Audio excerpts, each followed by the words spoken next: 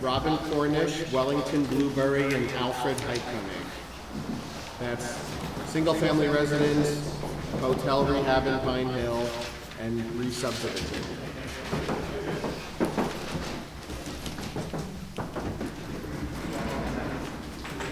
Okay, if everyone's all set, we'll begin. Please rise for the pledge. Pledge allegiance to the flag of the United States of America and to the republic which stands one nation under God, indivisible, with liberty and justice for all.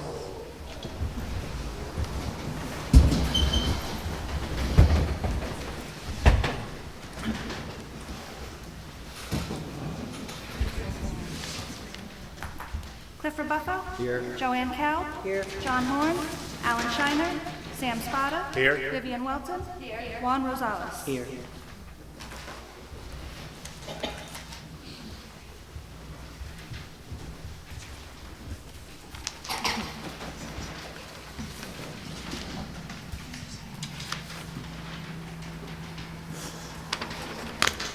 Notice is hereby given that the Town of Shandaken Planning Board will hold a public hearing pursuant to Section 274-B of the state law and as prescribed by the District Schedule of Area and Bulk Regulations of the Shandaken Town Code for the purpose of hearing the following applicant.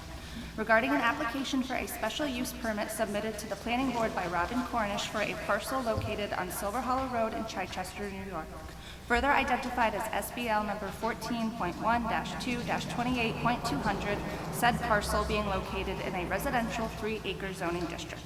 The applicant requires a special use permit in order to construct a single-family residence within 100 feet of a stream bank. The public hearing is scheduled for March 12, 2025 at 6:45 p.m. at the Shandaken Town Hall, 7209 Route 28, Shandaken, New York. Anyone who wishes to make comment regarding the application may do so during the public hearing. If you are unable to attend, you can send any comments you would like read during the meeting to shandakendldg@gmail.com or P.O. Box 134, Shandaken, New York 12480. All such comments must be received no later than March 12, 2025 at 3 p.m.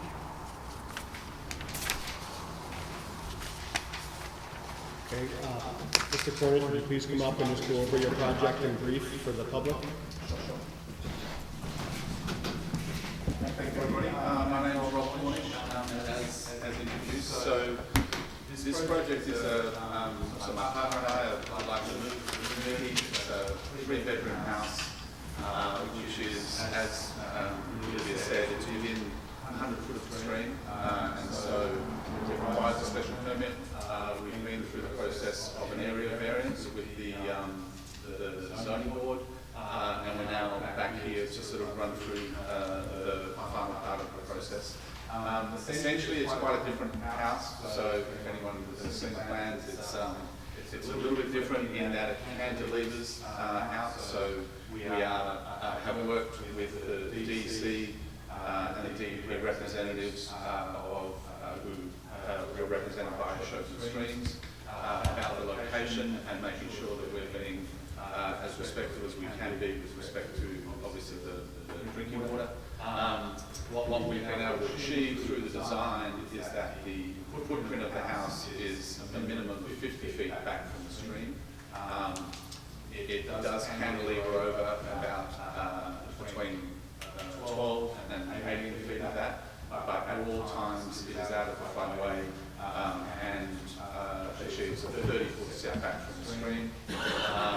The key issue with the DEC and the DEP, if anyone's familiar with the property, they completed a significant amount of work, stream bank restoration work on the property in 2021. And what we agreed, what Bobby Taylor, when we met with him earlier, was to stay as far away as we could from that. So we're able to achieve about a 250-foot clearance, which means that we're not impacting in any way on the stream work, restoration work that was done. We still, if it's a positive outcome tonight, we still have to go through, obviously, DEC permitting for conservation, for the stream bank services, and with the DEP similarly for the septic system. We're able to achieve 100-foot separations for the absorption area, as well as 50-foot separation from the stream in relation to the septic and so on. So we've been able to, through consultation both with the board in terms of workshopping originally, then with SNP, and now with the different engineers that are involved in the project, we've been able to achieve all of those separations that are required by right. So we're not asking for any variance in relation to the planning board, except that it will require a special permit because of the proximity to the stream. As I said, having already been granted the area variance from the zoning board. So I'll keep it short.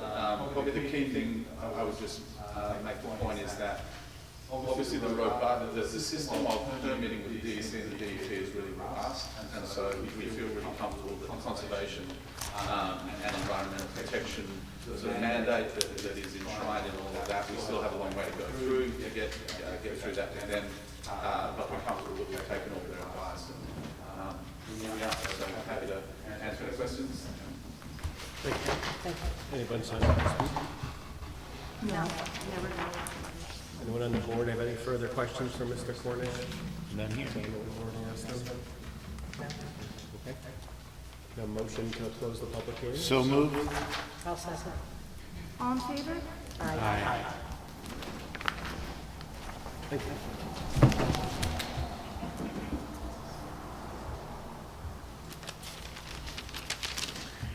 So our next one is 7.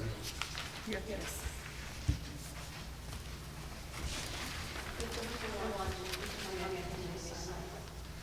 Yes, if they want to speak regarding our own.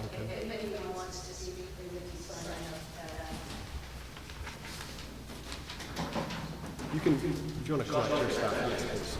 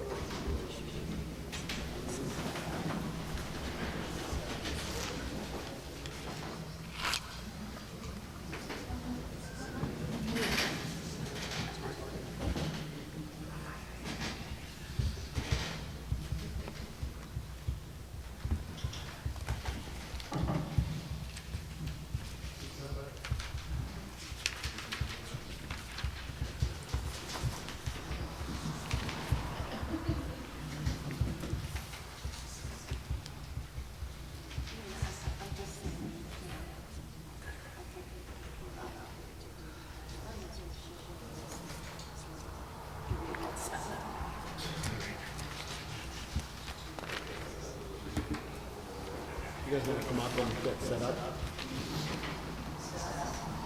Do you have anything you want to bring up, any plans or anything? Yeah, just with the public hearing.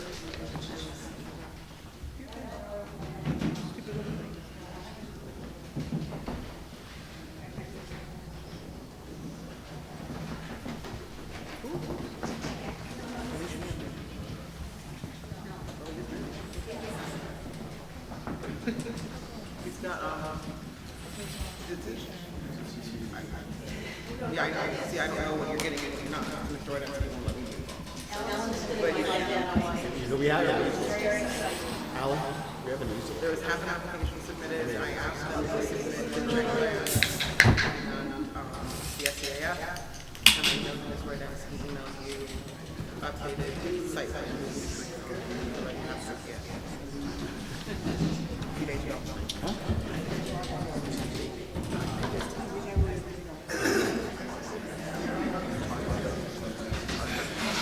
I hate when we change the clock. I wake up with the sun, not with the alarm clock.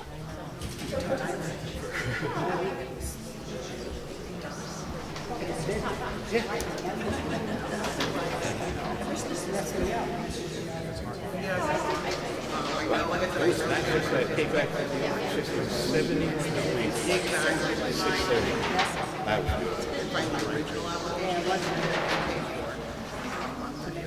and it was single digits just 2 weeks ago. For class My driver was a sheet of ice.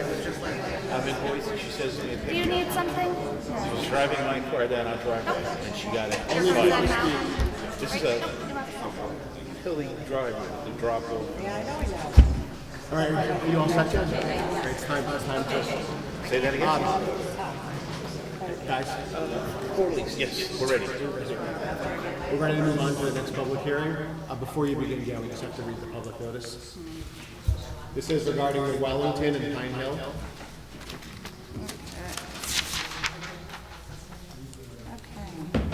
Please take notice that a public hearing will be held on March 12, 2025 at 7 p.m. by the Town of Shandaken Planning Board in consideration of the Wellington Hotel Restoration Project and upon the application of Wellington Blueberry LLC and Rucco Inc. for administrative reviews under the New York State Environmental Quality Review Act.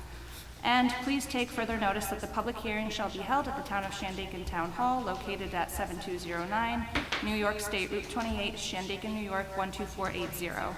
Please take further notice the project is an adaptive reuse of the existing Wellington Hotel located at 310 Main Street, Shandaken, New York 12480, and the project proposes 10 multifamily affordable housing apartments and a retail/cafe, SBL number 4.46-1-32110, and please take further notice that the project is classified as a Type 1 action under SECRA and that the applicant is further seeking use variance and area variance reviews from the Town of Shandaken Zoning Board of Appeals as part of a coordinated environmental review and administrative actions under the Town of Shandaken zoning law.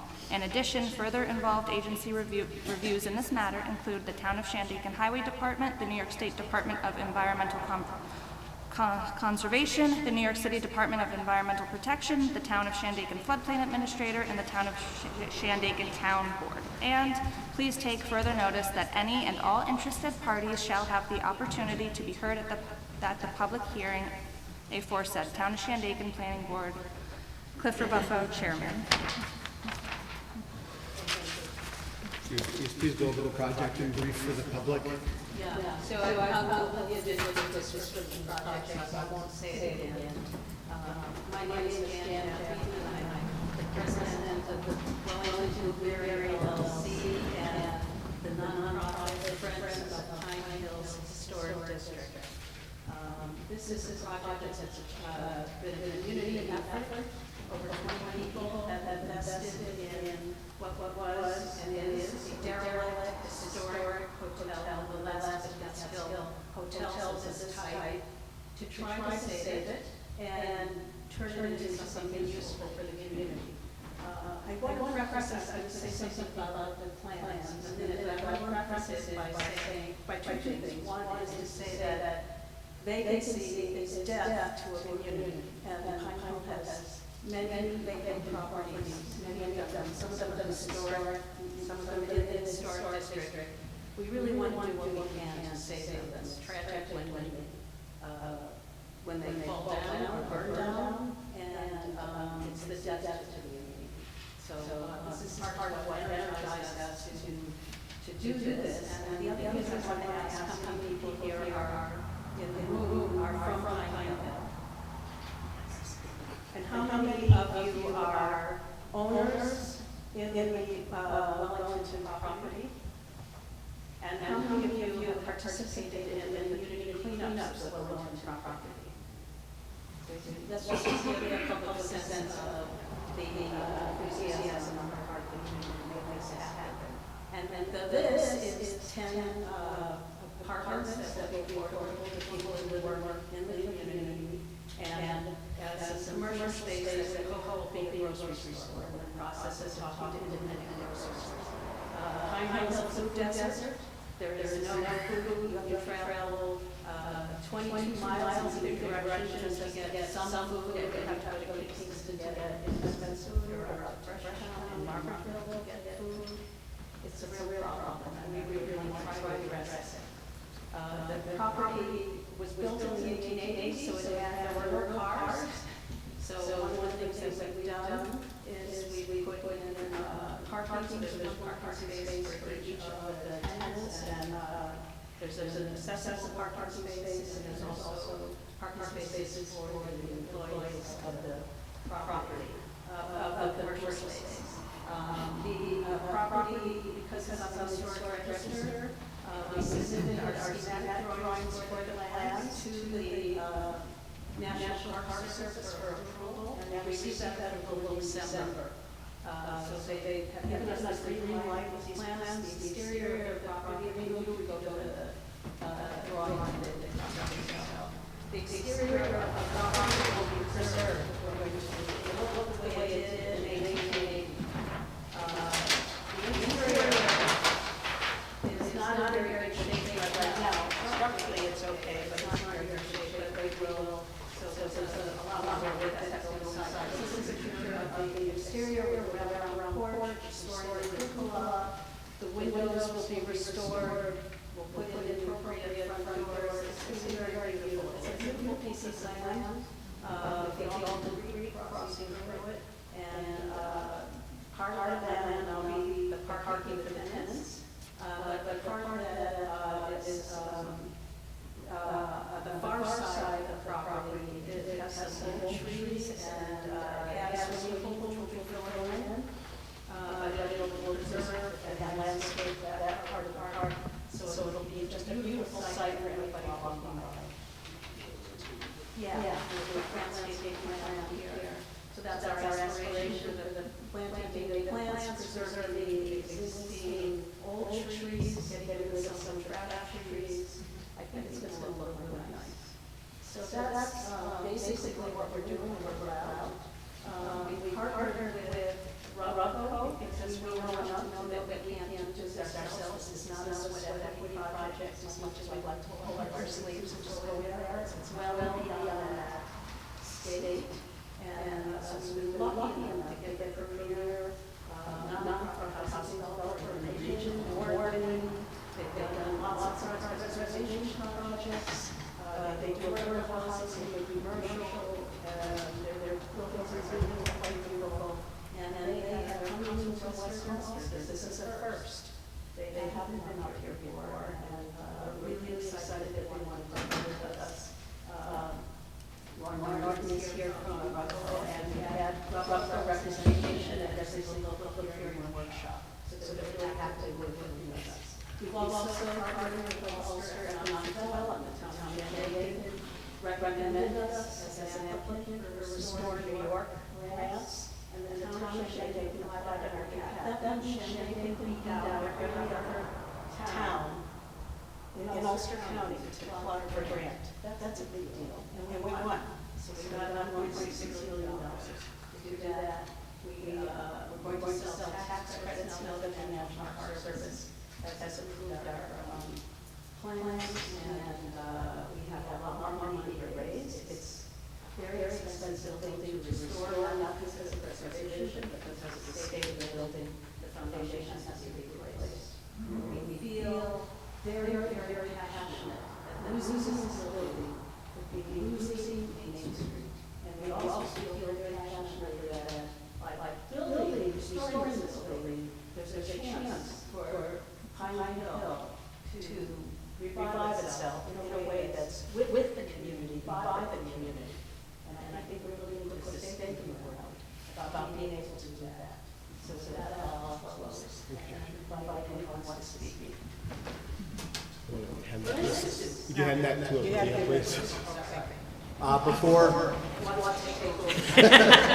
Before we begin taking public comment, I just want to remind everyone that this is technically the seeker public hearing. So this is primarily regarding the environmental impact of the project.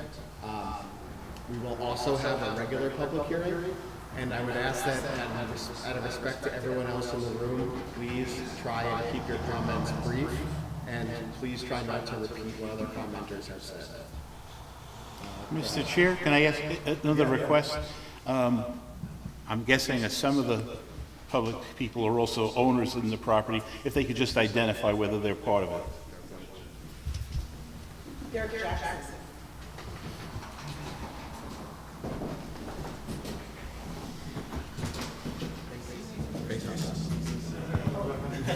Hi, I'm Derek Jackson. I've lived in Franklin for about 2 years now. I'm not one of the owners of Wellington, but I greatly support it. I mean, as I said earlier, to be honest, right now, the community is fantastic. We have a great group of people who have got together. We have like 275 people in our little hamlet, and so many people got together to do this. Main Street right now, honestly, is a pit. There's nothing really there, and I think it's a great idea. So many people who really want to get together, really want to do something and make something happen, and make it so it's a pit promise. Put that on a t-shirt. There we go. Pine Hill, pit promise. But we can make something really nice with it. Everyone's really backing it up. Everyone's really excited about all this. So. I'll keep it short. I just want to say I'm here to support everyone who's trying to make this happen. They put a lot of energy into it. They've had all the different reviews that they have, everything that needs to be, T's crossed, I's dotted, everything. So I think that they should get everything. Thank you. Thank you.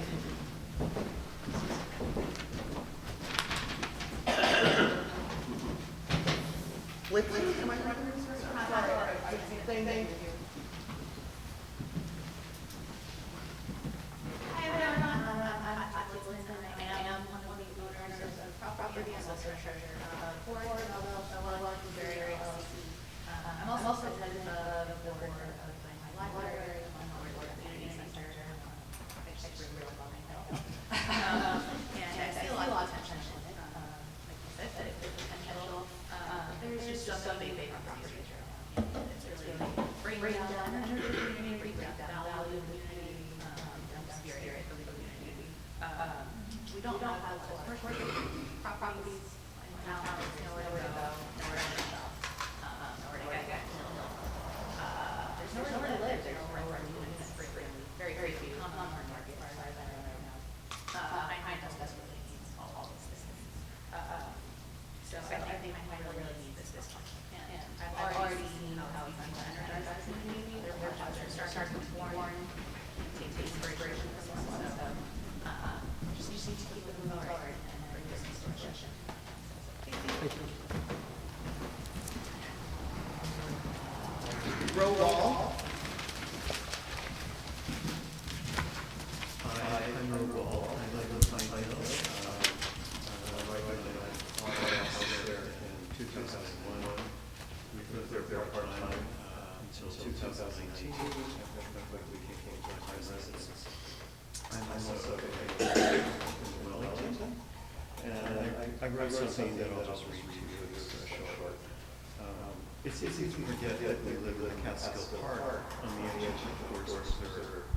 I've actually met people who have never set foot on the trails, who've lived happily for years in valley hamlets, and mainly looked at the surrounding mountains and forests from their doorsteps. Yet they know we live in a special place, surrounded by what's within the natural world. And perhaps the early settlers knew this intuitively and established towns for community, commerce, protection, and of course later tourism. They nestled their hamlets and valleys at the foot of the mountains, and probably many of them enjoyed the view from the second story window. This is why I was in favor of Wellington from the start. It's a project in the hamlet, and it seeks to restore a 19th century building, part of our history, to meet a modern need, affordable housing. Yet it carries on the Catskill tradition of living in hamlets, of focusing our commerce here. And even the residents of these new apartments in Wellington never climb one of our vertical mountains. They will be able to look out at them from their windows. Thank you. Just want to remind everyone, we're particularly trying to suss out environmental concerns that may have been up. Who's next? Jen Albert.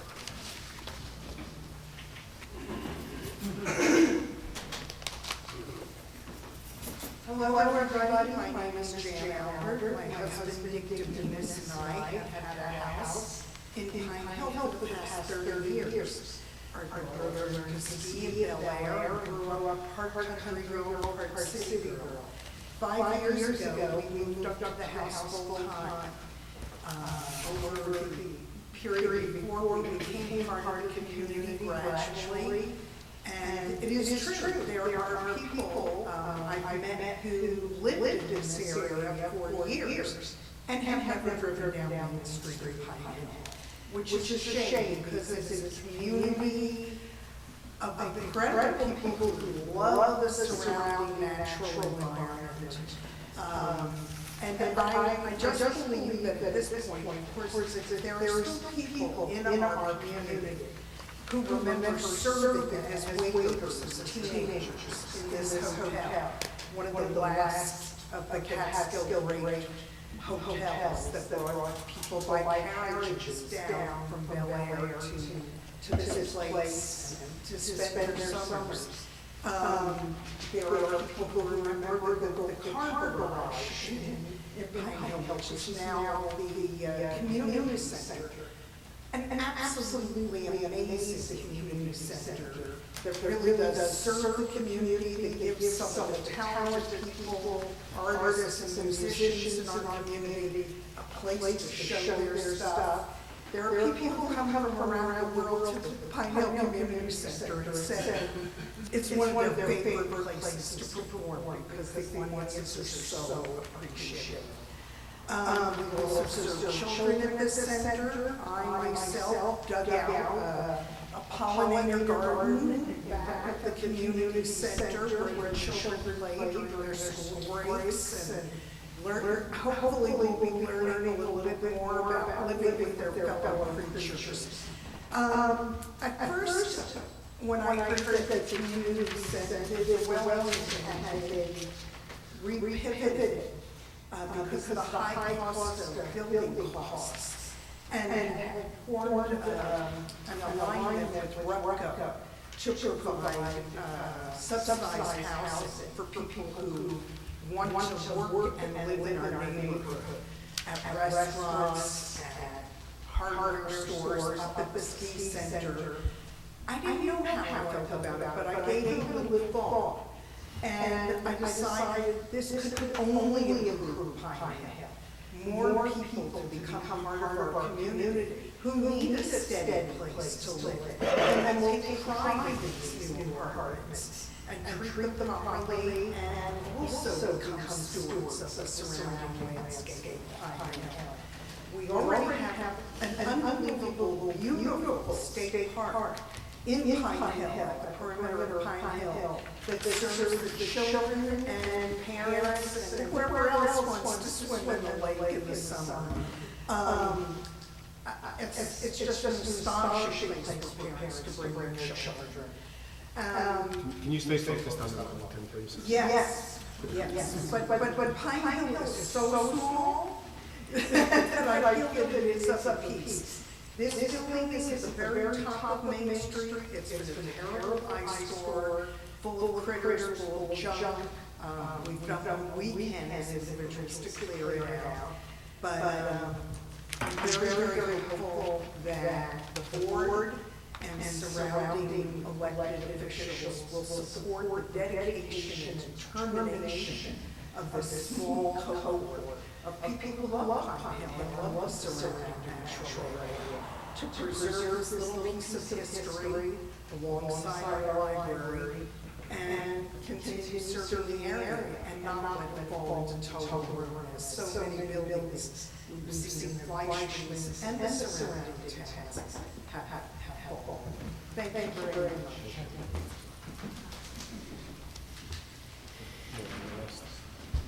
Did you have a fear? Thank you. It's yourself. My turn? Gigi. Again, seeker I'm public going to hearing. keep it short. I know this is going to be like zero, my concerns, my name is Gigi, so I'm one of the directors of the London LLC, I'm also an owner, and I also own a business in Pine Hill Lodge, along with my husband and my dearest friend. I think I'm standing here just to emphasize, I'm going to do a little talk, but not too much, to emphasize that this is led by people in this project. You know, we're a community-driven project, we want to keep it that way, we keep transparent. What it's happening to houses, they come to us, Pine Hill needs something, or it's going to just, you know, what is it? It promise, and we believe in that promise, that's why I'm here, my heart is sold to this, and many people just want to have it, and they want to show up tonight. The last thing I want to say is it's not subsidized housing, it's affordable housing, there's a bit of a difference, so I just want to put that on the record. But thank you, that's it, I'm not going to say anything else, but thank you so much, and together we turn this forgotten space into a really beautiful, vibrant community space, and I'm really looking forward to working towards that goal. I'm a horrible person, I can't read this. Jim? Thank you, I'm sorry. Hi, everybody. My name is Jim Nevin. I'm a longtime resident of Pine Hill for over 40 years. My wife and I have a house there. I also have a small business in Pine Hill. I'm speaking in favor, obviously, of the Wellington project. Speaking to the secret mission of this meeting, I just want to say that while I'm not any kind of an environmental expert, I live just down the street from the proposed Wellington project. I walk by it, drive by it every day, and it is potentially a gorgeous property. I know that there's a beautiful stream that goes through there. When we can fix the eyesore quality of the building itself and do the cleanup, which I'm sure will probably involve more volunteer time, including my volunteer time, it's going to be a visually and environmentally strong enhancement to the local community, and I hope we have everybody's support. Michael Scott?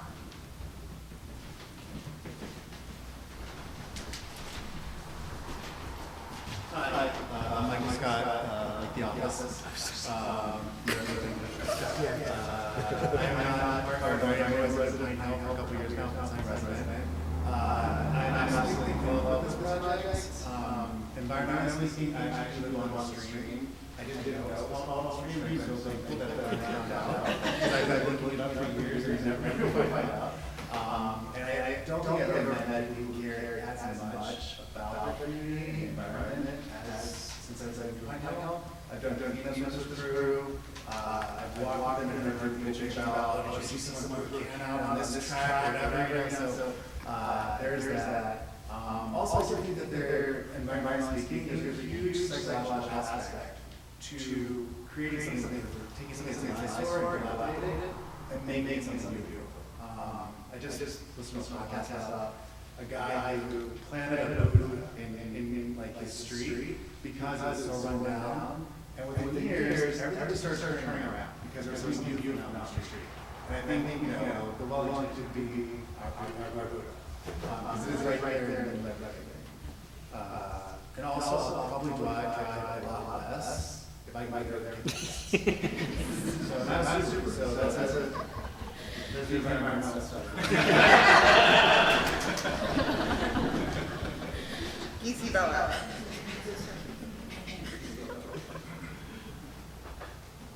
Easy.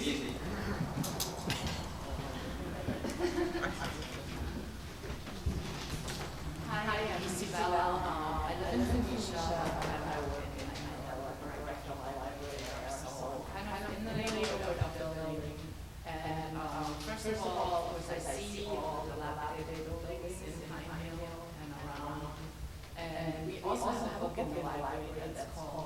and they stayed in this about all the hotels and boarding houses that we used to have in Shandaken. And it's a real shame to see how many are gone, or just falling down. Right next to the library, there's another one just falling down. So I'm very excited that these people,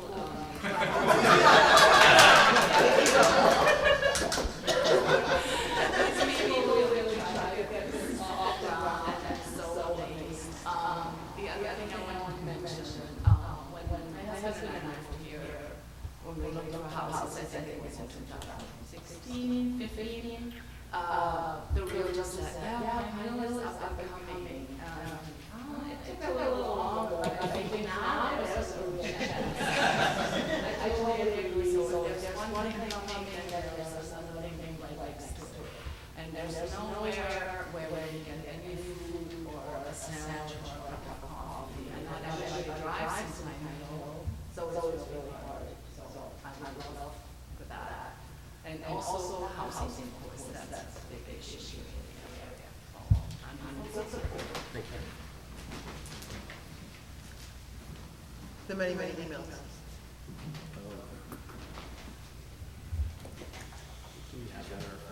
Yes, we do.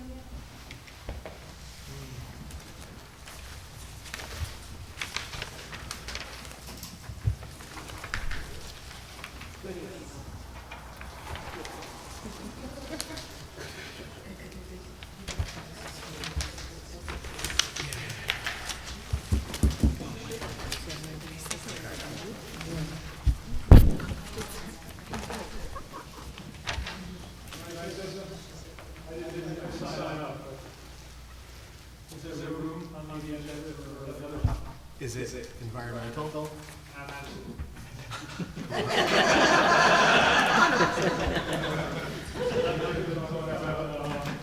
Stormwater law, but my family, I didn't have shareholder and investor along with my mother. And we go back to the time of Grand Hotel and French Manor, and it'd be great to restore one of the original old hotels to its former glory. And it would be a great contribution to the environment of the hamlet of Pine Hill.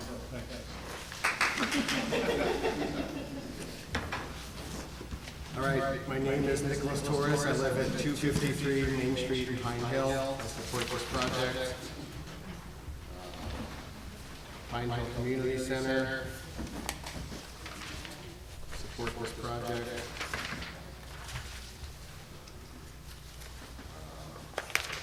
David Bundy, property owner on Main Street in Pine Hill. I support this project. Mark, no last name, Pine Hill resident since 2022. I support this project.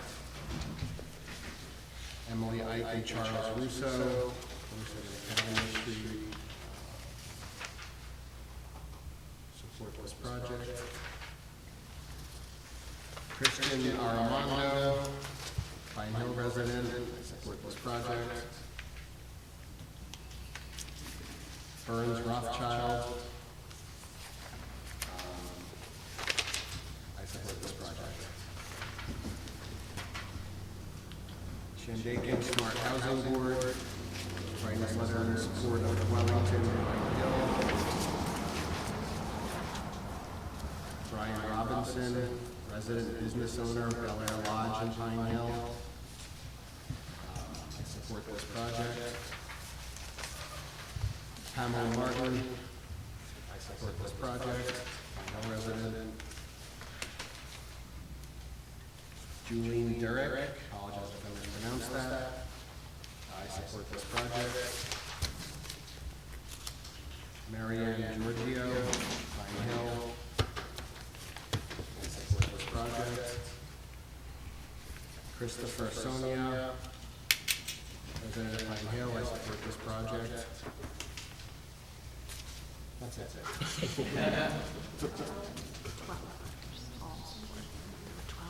All right. Take a Any comments on the planning from the planning board? None here. Motion to close the secret public So hearing? moved. Second. All in favor? Aye. Okay, now we're moving on to the Alfred Hyphenegri subdivision public hearing.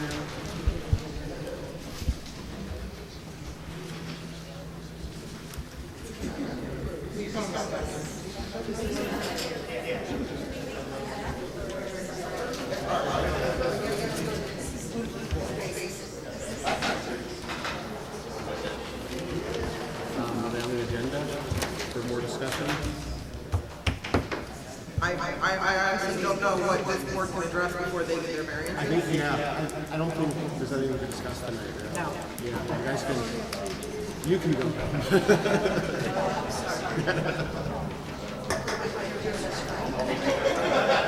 Sorry. Yeah, you can, no, it's the towns, you can use it, yeah. Is that your stuff, Tom? That's your stuff?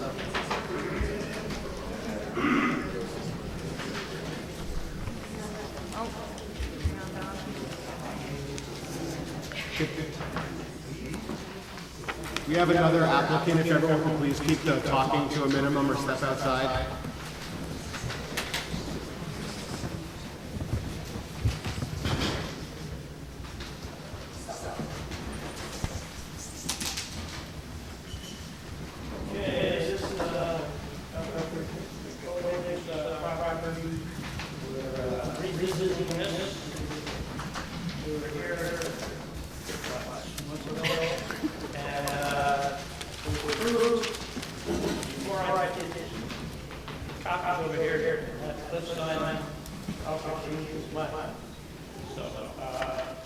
No, we saw that.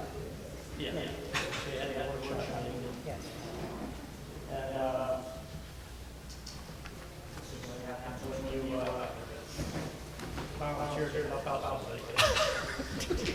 Allison's the surveyor, and he's getting the subdivision, and he asked me if I would refer to the planning board last time. But now, as you know, Alpha wants to keep the road on lot 2, so that if ever does anything with this other acreage behind there in the future, there's a woods lot, they'll have control of that road. Well, you want to keep that road on that lot instead of split it. That's the only difference. Should we read the legal note?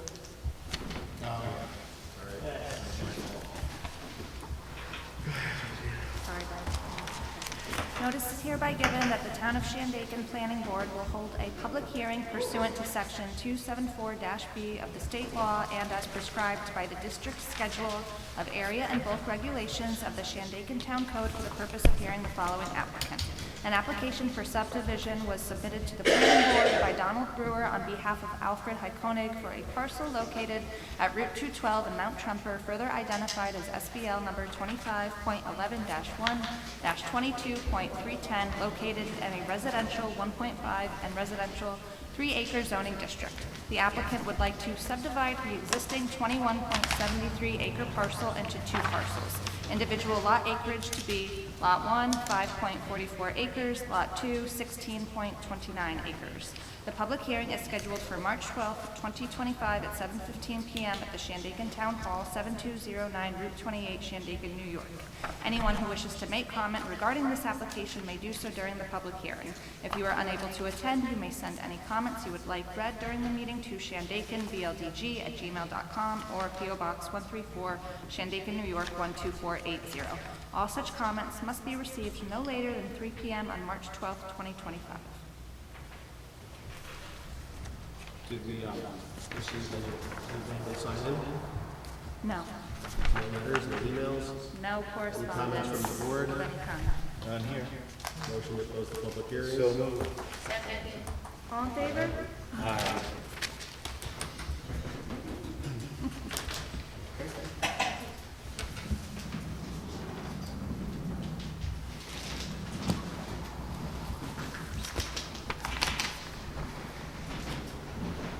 There's a typo on this agenda. Wellington should not be on your agenda for tonight, but Mr. Verall should. This is his paperwork. So if you want to cross out Wellington and add him there, whatever you want.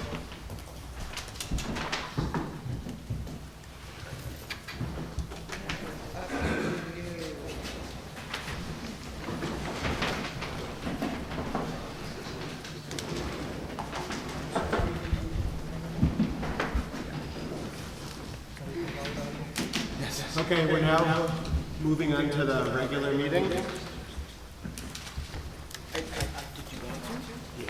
Everyone had a chance to review the minutes. Okay, we'll be on that.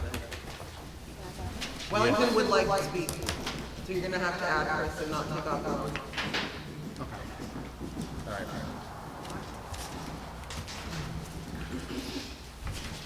There's one correction to the minutes. Are we taking comments now? Yes. I've mentioned it to the secretary. She'll get that fixed.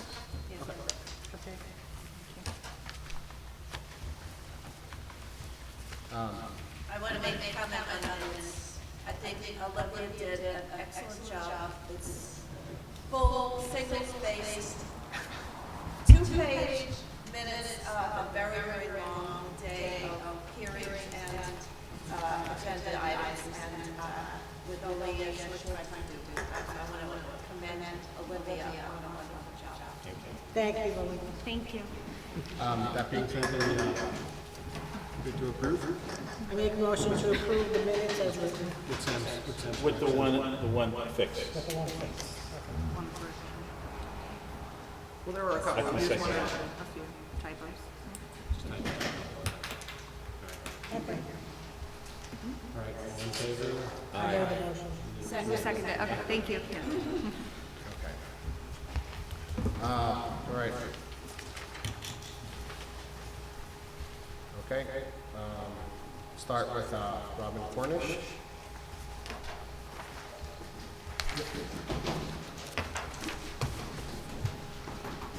Okay, do we have any further discussion from the board on this project? No. Questions for Mr. Cornish? Anyone? I think we've discussed this at length and we're comfortable with it. We're ready to move forward. We'll take a motion to approve. Right, we're not ready for anything? I make a motion to approve the plans as presented. Second. All in favor? Oh, no. Roll call. Sorry. Clifford Buffo? Yes. Art Christie? Sorry, I'm sorry. I'm sorry. Joanne Cow? Yes? John Horn? Alan Shiner? Sam Spada? Yes. Vivian Welton? Yes. Juan Rosales? Yes. Congratulations. Good luck.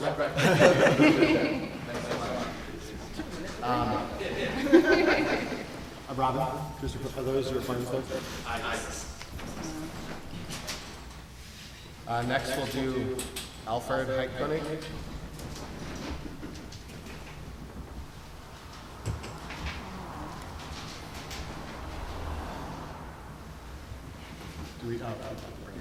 Do we have any further comments for Mr. Brewer regarding this subdivision? None here. Okay. Take a motion to approve. So moved. Second. Clifford Buffo? Yes. Joanne Cow? Yes? John Horn? Alan Shiner? Sam Spada? Yes. Vivian Welton? Yes. Juan Rosales? Yes. Thank you. You better get those to me fast this time. Okay, Wellington. next we'll move on to Wellington.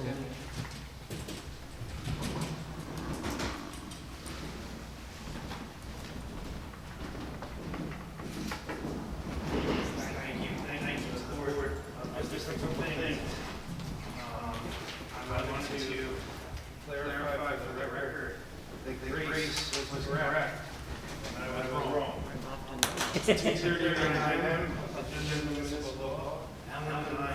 Alan took a look at where we are, relationship to roadways, to state park, boundary. We are not within 500 feet of any. Grace Well, I was right about that. was correct. Somebody give me a plaque. So we not my apologies for that. Second, the board, now that you're going through it tonight, but the board two of the EAA alone. I figured I didn't know when the board wanted to do through that, or they want to mark their own up. I think we'll review that when we do the workshop. The next year, Yes. I Actually have one this month. I have suggested answers. Were those in our packet here? Yeah, those are the suggested ones. And I also made copies of blank ones for the board. That's how we react. Is this, This is a long one. I just have a loose, Yep, but that's it. this is it? And these are my blanks. This is for the one.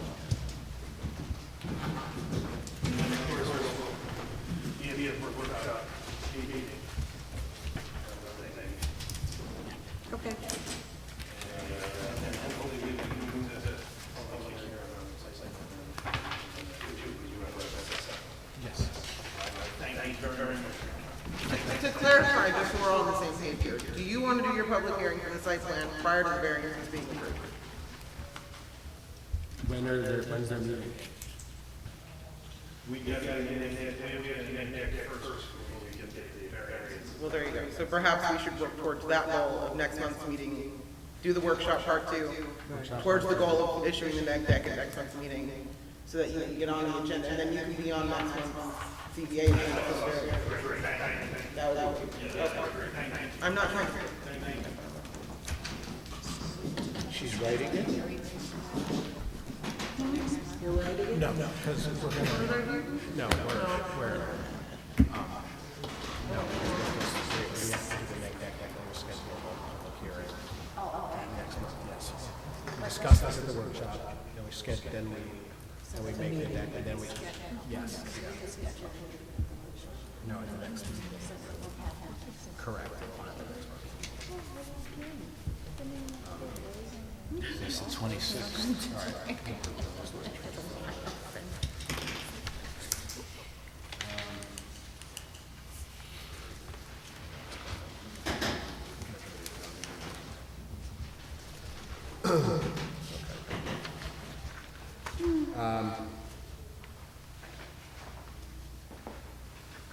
Let's do, Brawl next.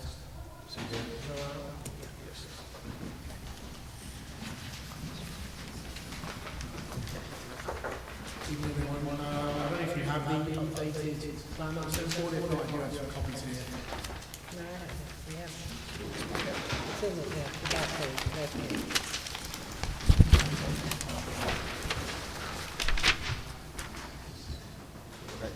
So it just goes back to what we spoke about on the last meeting, i.e. the row of trees that's off of one side of the building goes back towards the woodline where it remain, and then the ones off the sunroom that goes out to the side, as we spoke about. Therefore, no matter which way you approach the property from the 28, you wouldn't see any of the trees behind it. Thought we were But gonna, that's showing up. yeah. We only have trees on the one side. We only have it on one side. It was, I saw it. He's right. So we just have that on. Okay. So this is the existing building next to the new development, Yes. right on 28, Where the, yeah, where the Where white, those Yeah, she gave you guys, solar. where the solar panels are all over. she gave you guys the copy of it. I don't know if it's not printing right, but, yeah, that's the same thing that, I couldn't get it to fit to the page. there's that. Thank you. I just wanted to address the truck issue. Obviously, we spoke before, it was a little bit outside of our control. I was lucky that Shandaken Police Department had been very much on side and had emailed backwards and forwards. I believe they spoke to the town about 3 possible locations.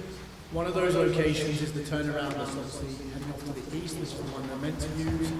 So what we did was I emailed the logistics company with Shandaken Police Department, CC'd on the email, and said to them that you need to remove the physical address from the bill of lading, so they only have the pull-off address. And obviously, since that time, 3 units have gone out, one's come in, no truck drivers come past the property or to the property because they don't know where they should be going.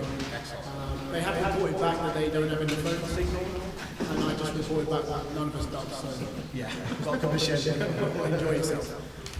So we did do that, that has seemed to be successful, and then obviously, the recommendation on the extra set of trees was applied to the plans, so there's no really issue to see in there. And then I just have to hope with the bears transit the property that I don't get caught in the part of the garden. Okay. This looks much better than me. Yes. I want to look over this, we have, I have been left out of the loop here. I don't know that anybody's submitted an SEAF on this yet, that's what I was just looking for, yeah. but I have been removed from the loop, so I've not been. So, I said, just to clear this is how the trailers actually access the place on the property. This is the road, right? Correct. Are they going up this driveway? So Speedy basically, Speedy pulls in and then he just drops it off, and then I have a small quad bike and I tend to run back. So it's not something that I'm So they have to go through here? There's a gap. Oh, okay. Although I would say that the landlord does not allow me to use the other parcel of land, should I want to, I don't think he has plans to do anything with it. I'm sorry, I wasn't here last month. What is the action that's being requested of this board? Class 2 home occupation, especially use permit for Class 2 home occupation. Okay. He was on the truck movements are one of the concerns. Well, there's been a problem. they were loaded, he doesn't, on the property, what happens is he just, people call and want them, he takes them off of the property, because they got loaded on semi-trailers, so those don't pull in there. He takes them somewhere else, and the town was having some trouble because they were going to the. Oh, so he has an off-site staging area? Yeah, they were blocking roads and They were even coming do here. it off 28, they were doing it So here. what's been the resolution of this off-site staging? He's gonna do it at the turnarounds on 28. Like the one over here, the parking? Yeah. And plus they're gonna screen, He's gonna screen it so that so they're all in the back. they'll stay. So they come off the trailer, you meet them at the turnaround here? No, so I use, well, I don't personally use, but I've made the logistics company use Speedy's recovery. And so Speedy will go and meet them in the pull-off area, he'll offload it, he's the only one who comes on, he drops it down, he leaves, he's there probably 5-10 minutes. Either just put it on a hitch and trailer it Yeah, over? he just prospects it, because, you know, they're all hot shotters, so they just Yeah. have, you know, cheap flatbed, low flatbeds. So he just basically takes it across onto his roll-on, roll-off. Okay. He rolls it off onto the property, drops it, I come out in the quad bike, pick it up, take it right back.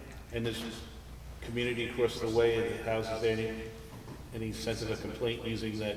Because that's like visitor parking, so it's using it for staging for business. I never received complaints about that. I received complaints about this, I received complaints about East Street, but prior to using those two locations, they were using the pull-off and Big Indian. My office never received a complaint about that. Okay. The option we had discussed with the applicant, Sam, was doing this as a one-year thing, and making sure that all the problems were resolved, and then come back in a year. So it's Okay. yeah, it's a temporary special permit we're looking at. Make sure And just to add again, they were always told to use the pull-offs. Obviously, I get, believe me, I understand. yeah, they're always told to use the pull-offs, but the problem was on the bill of lading, my address was always mentioned. So when they pull up and they have, Sounds like you sorted that. yeah, so between myself and obviously, Doesn't matter where or when you tell them to come, they do whatever they want to do. It sounds like you've solved it. yeah, they do whatever they want, but now my address is not on there, they can't go hunting for any other property, they can only pull off there and they So contact the this, so this action would be contingent upon continuing this off-site staging? That's not for me to say, that's for you. We could say that, okay. Yeah, that's what we're looking at, because it was, Okay. it was blocking private roads. I'm sorry I'm getting caught up. No, it's fine. The cops were called a couple times, it was becoming an issue, so as long as they're gonna be screened, they're gonna be tough. So that's the issue, the planting which has to do with screening, The issue is that also a separate issue? Yes. Yes, the issue is that they were issued, the parcel owner, who you run from, was issued a notice of violation from my office for the storage of commercial equipment on residentially zoned property. That's the solar generators? Yes, behind the 6280 route. Yeah. So in trying to find a way to mitigate the problem to everyone's benefit, it was my opinion that his best bet of being able to get that permission was through a Class 2 home occupation permit. Okay. I will say that the owner has opted also to appeal my notice of violation, But that is for the zoning board to deal with, not mine. Okay. So we can have a couple of conditions as we consider this. How to store it on the site and how to deal with off-site staging. Okay, thank you, sorry. Can I ask a question? When I pass by and I see one of the units in sort of like the circle, is it because it is being at some point picked up? Yes. And what's the time frame from the time you put it out that you expect it to be picked up? So they normally give me a time and date, and then I have it there for that time and date. So you'll normally probably see it either on Monday morning. If you still see it on Tuesday morning, it's because they didn't come. So you try to minimize the amount of time it's actually. I literally will only put it there when they've asked me to put it there to be picked up. Speedy is super good, contact me and be like, there's no delay. There has been times where it's gone into 48 hours and I've picked it back up and taken it back. There is one unit that you'll probably see as by the fence and stuff. Yeah, so that one actually was driven by a driver and smashed into a bridge. And so I couldn't physically move it, but today I actually basically almost stripped the thing bare. And so I'm moving it piece by piece, and so that should be gone by the end of the week. That's why it looks like it was a part of it. Yes. Thank you.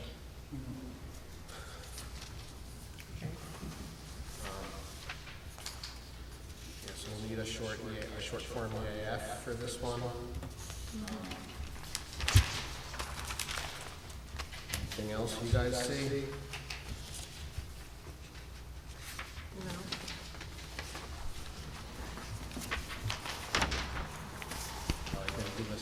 The only thing I would add is I think there should be, to be comprehensive, there should be an overall plan that locates the house and locates the area where the staging is going to happen, because they're related to each other. Unless it can be described in words, I don't know if there's an address for that turnaround. Sorry, I realised you wasn't the last meeting, but I don't actually contract the logistics company. So it's not me who's arranging the Understood. drop-off, but obviously I'm doing everything I can to mitigate. But for your permit, your special use permit, there's a condition that refers to that off-site staging. So I just want to make sure that we capture that somehow.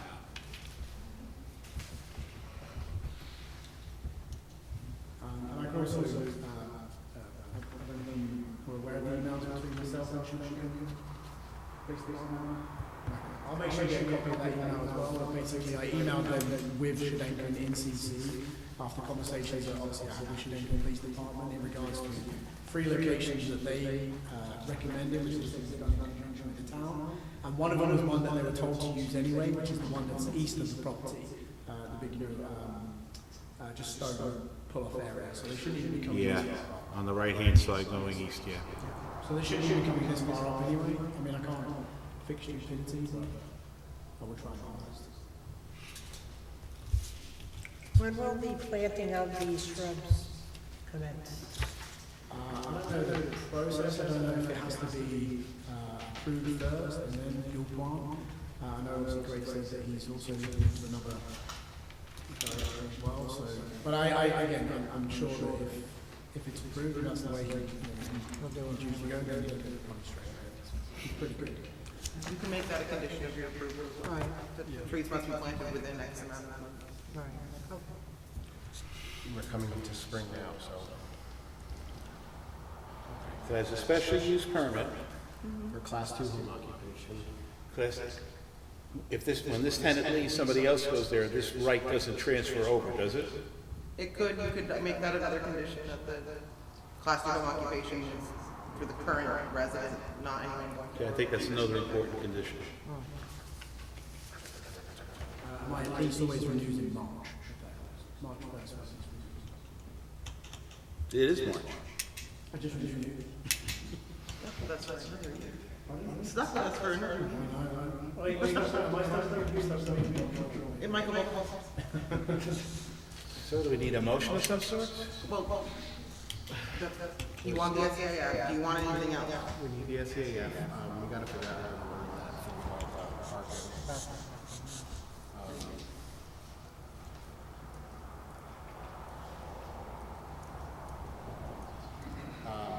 Limited to using the parking spots as described by the town Shandaken Police Department. You said you have those letters, you guys don't have them yet. Send those in.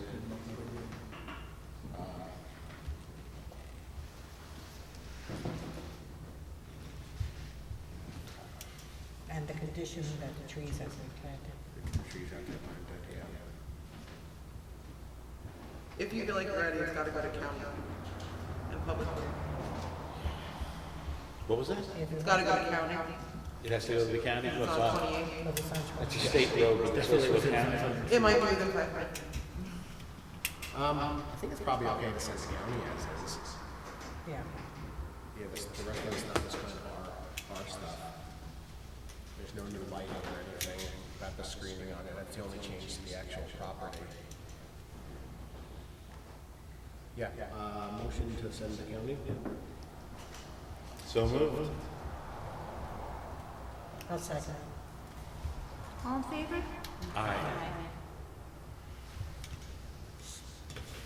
You guys okay setting a public hearing, or do you want to see more stuff? I think we could, No, we don't need any. I think we can provide this stuff at the next meeting. So, short form EAF, we need to have that filled out. And then,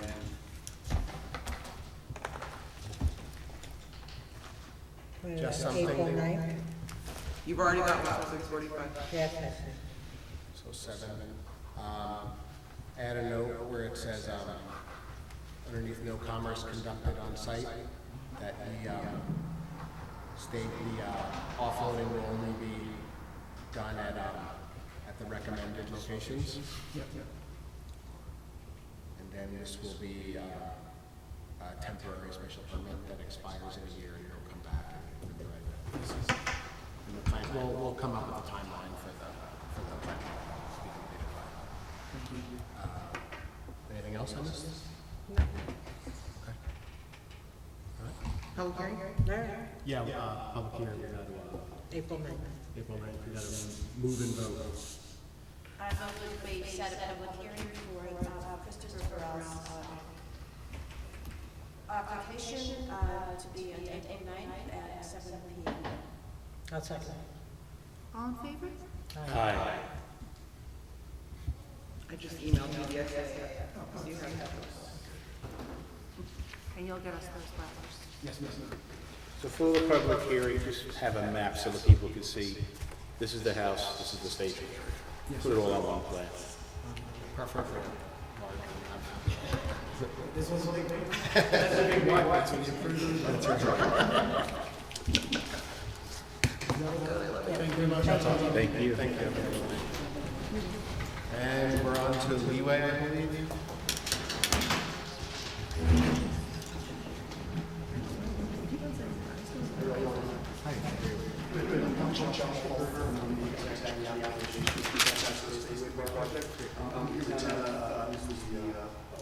Full-time site manager there, so basically we're here to do some neighbors letters here, positive responses to this application that we gathered. I don't know if that was just considered the record. Yeah, they all have copies. Great. And then we've also constructed a preliminary document trying to address the safety and concerns that was expressed in the last meeting by neighbors. I don't know if you want to review this or how you'd like to go through this. Okay. The long and short is that I'm not going to worry about that. But basically, we're going to use this point that all events using same date and 10:30. No about full-time staff. Tenant that we get all times. There's another document floating around. I don't know if you've seen it, but it relates to weather monitoring, just in case of flood or other things. There will be preparation and examination of weather to make sure there's no parties going on with flood. Traffic management, I think this is slightly different in moment because we need to coordinate with the DOT to get the DOT architects to use we're going to get them out there. But ultimately, we will update this to reflect the requirements that they want. But generally speaking, we'd identify events to local authorities, fire departments within 3 months and any neighbors as well. Noise control, I think, is probably the most important part. Basically, what we're proposing is that we would install a monitoring device at the perimeter And those would essentially be monitored by staff there full-time. And the owners of the property are actually technology-based folks, and they have text capacity, and they take everyone's text number, cell number, and get them. So they're able to identify everyone on the property and then notify them of any issues. So noise control 1, 2, 3, I think that's really the sort of big thing here in terms of how they're proposing dealing with that. I think given technology will be an effective process. Neighbor communication, again, letting all neighbors know that 3 months in advance that event is happening. Fire safety coordinating fire department, obviously available extinguishers, things of that nature. And basically, I think that the other one here is we're indicating events listed as 75, which is around where our number is based parking. That's not that number is variable. And then the other piece, we're essentially saying this is September, October, November weekends. It's fall weekends for these events. So I think within that basic framework, we're open to any suggestions and any reduction of people, time, all these discussions that the owners are open to having with. So you're not requesting anything in the summer? No. Can I ask, Yes, sir. I counted 13 Fridays, 13 Saturdays during that 3-month period. Yes, sir. Is your intention to load up those weekends, or is it one weekend, one event per weekend? I mean, I know you can't really say, but like, if you could, what do you think you would do those weekends? I'm Anna, what's your take on it? It's not going to be every weekend, absolutely not. You can't do 2 days in a row, absolutely not. So it's not our primary goal, it's to have events. This isn't an occasional thing.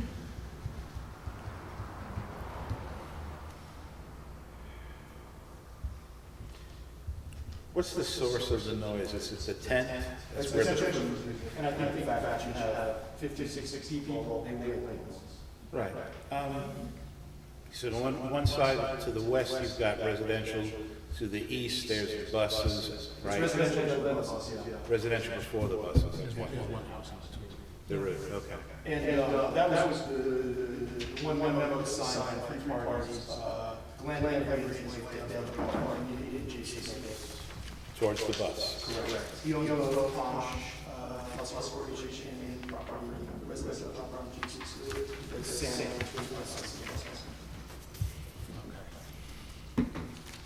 Is there any way with the siding to minimize noise propagation towards the west?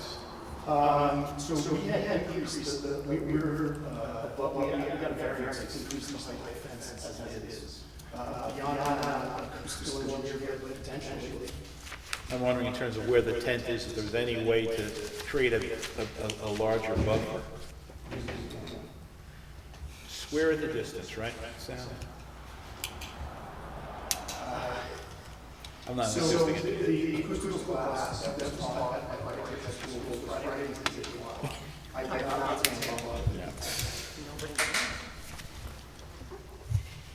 They were saying that the area is in the back towards the stream. Towards the stream, yeah. Right, not, They won't be able to put fencing or anything there. right. Right, that's what I remember. I'm just wondering if, where we saw the tent, if there's any leeway, pardon, in terms of where it goes, because if it gets further away from someone who could be disturbed by the sound, distance helps with sound. Okay.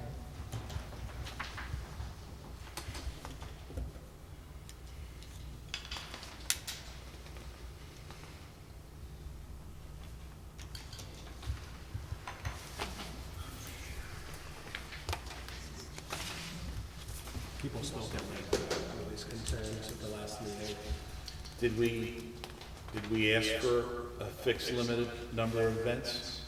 That we did, we asked them to look into it, yeah. Which he's telling us now. That's his response. And I think that. What we they got were- is a time frame, not a limit of events. Right, but, It could be 13, because you can't do 2 in a weekend, I get that. right. But they were concerned, they thought this was in the summer. It's a long measure in the summer. Most of the people at the last meeting got concerned.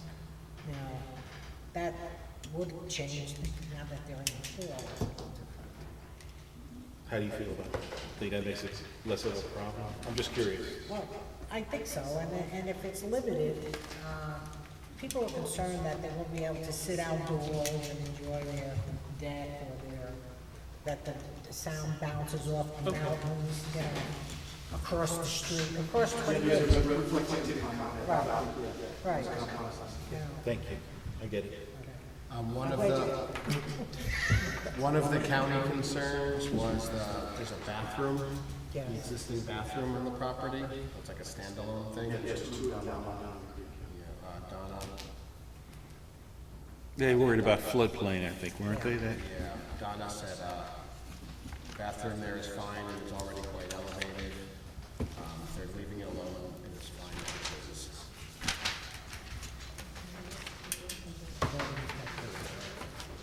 Yeah. Since the last meeting, you guys received the 3 letters of support from Leeway, and there's other correspondence as well. The clip has. Did you make copies of that letter? Forever? The clip is going to letters, it's fine. Oh, the one from, this or this is good. And Ms. Maloney. That you don't have a copy? Yeah. Oh, and you, sorry. We're all sent correspondence from Mr. Shiner as well regarding this, so that you might want to read. Yeah. We read that. He sent me an email. No, I know, we sent everybody an email. But do you want to make it a part of the minutes? Because it can't be that unless you read it. Yeah. All right. You take the law.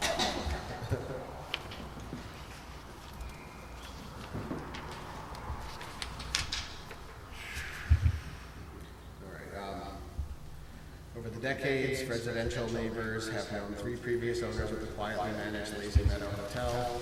Now we trust and pray the honorable members of our local planning board will appreciate the passionate opinions of concerned neighbors. This is not appropriate venue for a wedding entertainment business under any conditions whatsoever. Respectfully, Wayne and Delega.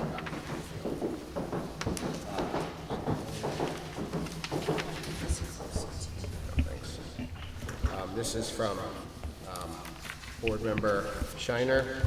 From our code book 116-10 District Schedule of Use Regulations. Any use not listed specifically or through a similar use as such may be deemed by the Zoning Board of Appeals as a permitted special permit or accessory use in the attached schedule shall be considered a prohibited use under this chapter. Our present code does not include the use outdoor wedding venue, especially in a residential neighborhood. This use is significantly more intrusive than the current use. My concerns are parking. Parking is required for existing hotel staff, catering staff, bartenders, musicians, 75 guests, parking attendants, and cleanup staff. The location for parking is close to a stream and not delineated on the plans. The surface is not being prepared for cars. Imagine parking 40 to 50 cars in the mud on a rainy weekend. Total required number of parking spaces and size and location have to be according to our code and on the plans. Tents, according to our code, tents are considered structures and must be on the site plans. Self-policing of noise and light. This is the neighbor's main concern. The plans do not show lighting for the tents. With the tent fully illuminated, the light will spill over to the neighbors. Pathway lighting and parking lighting must also be on the plans. I do not see any way the noise level can be controlled. This is from Tanchi Transit owners, Deborah and Glenn Every. We are writing to express our enthusiastic support for the Leeway's application for an events permit to host events at 5191 Route 28 in Mount Tremper during the summer and fall season. As residents of the area, we believe this event will bring significant value to our community and deserves your approval. The Leeway has a proven track record of supporting local vendors and fostering a welcome atmosphere since they opened in 2023. Their commitment to sourcing from local businesses has already enriched our area. The proposed event aligns with this spirit, promising to benefit our community. We've seen firsthand how the Leeway handles its operations with care, keeping their space clean and safe and working with neighbors to minimize noise. We're confident they'll manage this event with the same responsibility, adhering to all regulations and ensuring a positive experience for attendees. Granting this permit would not only support a hardworking local business, but also strengthen our community's vibrancy. We urge you to approve the leeway's request and would be happy to discuss this further if needed. Thank you for your time. Dear Planning Board members, my name is Jeremy Bernstein. I am the owner and operator of the Pines in Mount Tremper. I am writing in support of the Leeway's application to host gatherings in conjunction with their lodging facility. Has been a big supporter of our business, even though we both do lodging. They continue to send guests to our restaurant as well as other local businesses. This type of proposal is a benefit to all businesses in Shandaken, both short and long terms. Additionally, the property seems exceptionally conducive to host intimate gatherings without significantly negative impacts, given the layout and setback from Route 28. I would appreciate it if this could become part of the public record and entered into the public comments associated with this application. Thank you for your consideration. I want to point out that's not an adjacent property.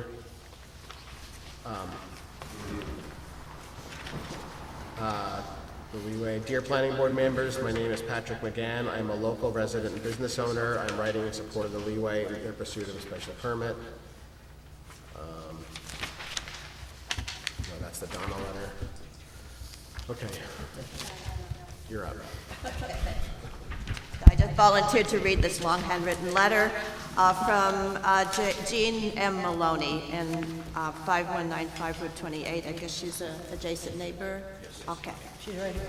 Oh, she's right here. Hi. Okay. Dear gentle people, I attended the public hearing on February 26, 2025 regarding the site plan review for the Leeway Hotel, where I spoke about my serious concerns regarding the hotel wanting to also use it as a seasonal event venue. I have lived next door to the former seasonal event, very quiet and respectful of the neighbors' Lazy Meadow Motel for 40 years. As a now 75-year-old widow, I love the tranquility of my home and property. Everyone's property values would plummet if this was permitted. Noise and crowds are not a selling point for any property. How is it fair or correct that our business owner wants to change the rules of a residential zone to make more money while all his neighbors suffer a loss, not just of money, but of peace of mind in their own homes? Would anyone living in a residential zone want this for themselves or their families? Do the owners or even the event attendees want this for their own properties or families? Remember the golden rule, do unto others as you would have them do unto you. Is this what I now have to look forward to along with my neighbors? Every weekend, noisy wedding revelers and loud music? Everyone wants peace and quiet in their own homes and on their properties. Everyone's home is a sanctuary. This cannot, in good conscience, be approved.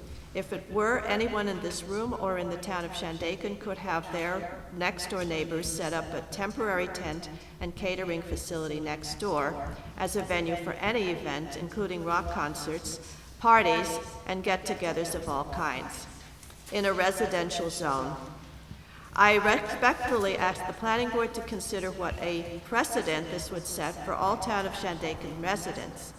In reading Article 359-4, Contents of Application for a Permit in the town of Shandaken, Section O, states that the petitioner for a permit must make, I quote, a statement that no music shall be played in any place of assembly, either by mechanical device or live performances, in such a manner that the sound emanating therefrom shall be unreasonably audible beyond the property line of the assembly, unquote.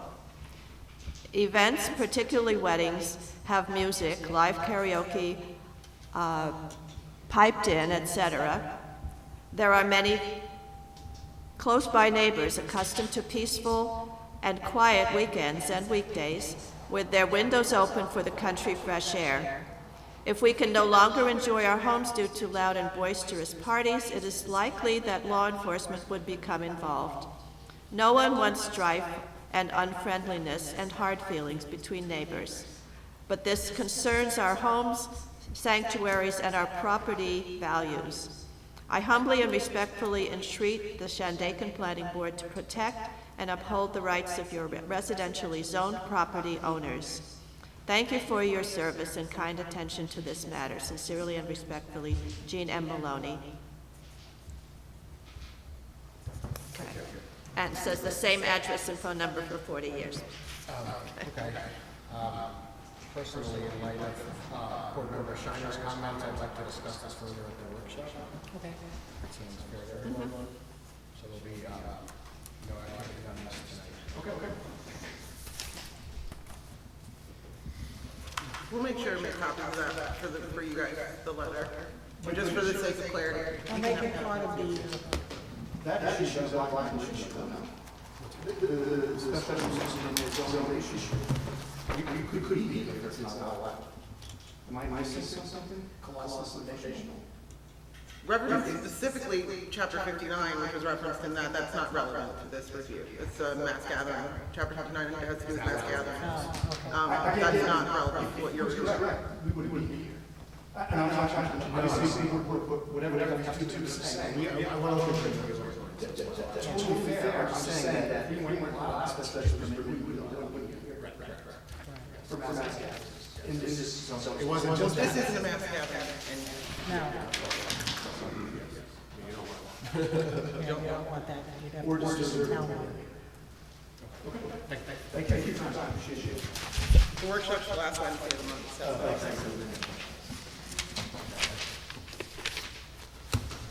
All right, new business, grant writing from somebody? Well, you have one new business, Zen. Zen? Autonomous energy. Yes, they've been here before. Graham and Crossroads are both extensions. Okay. We can Do whatever you want.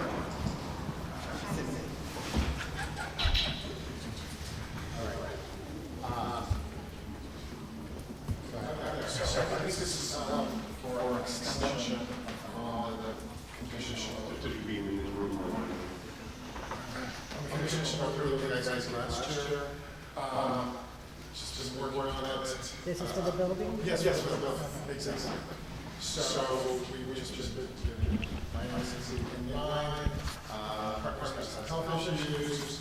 We've been trying to get this all taken care of, it's just taking a little longer. So this is, I guess one of the conditions is to get flood development permit, and we're trying to get that, needs to be building plans, and those ones aren't quite ready yet, so it's just like a series of little things that we get lined up, so that's what we're going to do. What are we talking about? This is the multi-purpose building at Diamond Company. Oh, at the Graham, right, okay, now I'm with you. That's okay. Okay, so you're looking for an extension, extenuating circumstances. I'll make a motion to extend the permit for an additional year for a special use permit for Graham. Second. Clifford Buffalo? Yes. Joanne Kell? Yes. John Horn? Alan Shiner? Sam Spottle? Yes. Vivian Welton? Yes. Juan Rosales? Yes. I know. You got it, thanks. Zen Mountain Monastery.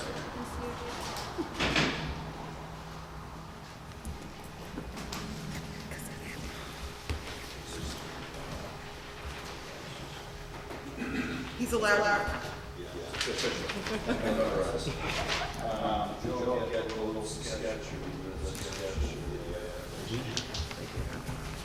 Yeah, everyone has an application. Thick file. It might be, yeah, it's, you gotta dig. But he was supposed to come last month, so it actually might be quite far. It's there, I swear. There should be, I believe, plans for the new house, so it's thicker. I think. Oh, with a sticker on, I thought I saw something. Yes, that's right. Autonomous energies.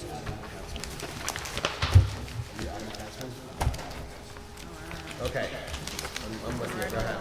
So, solar contractors are down now in Monastery, they've been for solar, and I think it's the 15 years that they've been on contract for the last 40 years, they basically expand a little bit each year as the budget allows.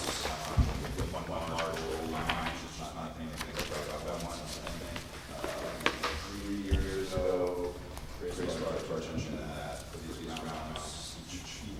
we're building one continuous ground mount solar array in the field that each one of these is considered an accessory unit or accessory building rather than a house that's a utility pole. So, I think this is maybe the second or third year. It's the same array more or less. We just got panels onto it. So the sketch you have is the same all together. It just shows now it's just bigger. And I want to say for the third year, that if next year you want to present the big picture, you never have to do it again. Yeah. Oh, really? Yeah. You don't have to do it one piece at a time. You just want to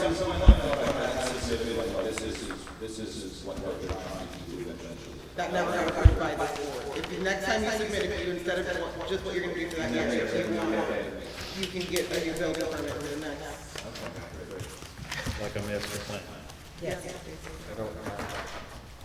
I mean, part of that. Yeah, I can't think of that. I feel like equipment changes. Well, yeah, you have to make amendments to the site plan or to incense that. Under they're getting more efficient in your kilowatt, what's going to change. I don't have a map on here really.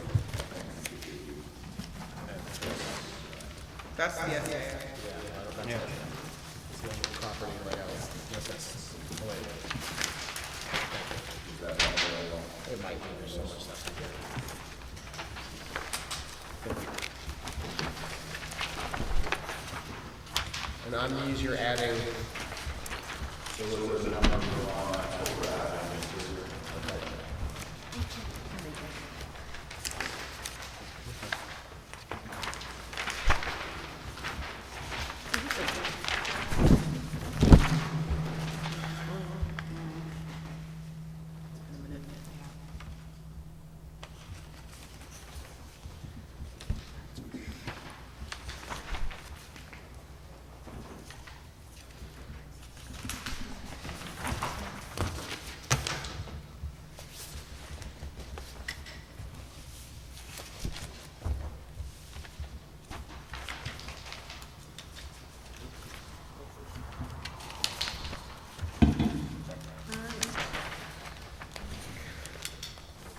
Special permit or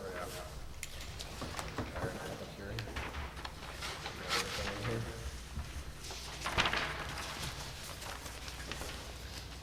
Why, do you do Unless you decide to treat it like a sketch plan. We've always done a special permit though. I was thinking about that. Yeah, you've always done a special permit. Because when it comes back for the whole thing, you want to do. Yeah, then maybe you want to do, I don't think I want but for one more panel, it's not for me. Is there any way that we can treat it as an addition to an existing? what they're already I doing? mean, it is a sketch plan, I just want to make sure they come back for the big one. Well, they'll have to, because when he submits a building permit for the next panel, I'm going to be like, no, you gotta. All right. As long as you say it. Everybody loves me so much when I say this. All right, so, yeah, we can treat this as a sketch plan.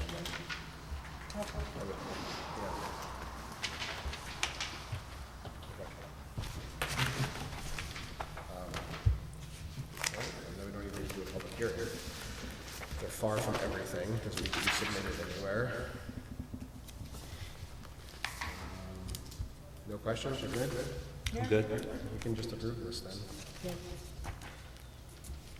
Somebody, anybody? I move we approve the application for solar array from Autonomous Energies. Sketch plan.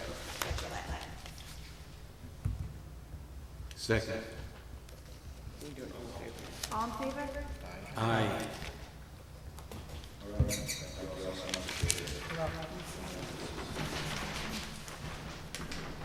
And crossroads.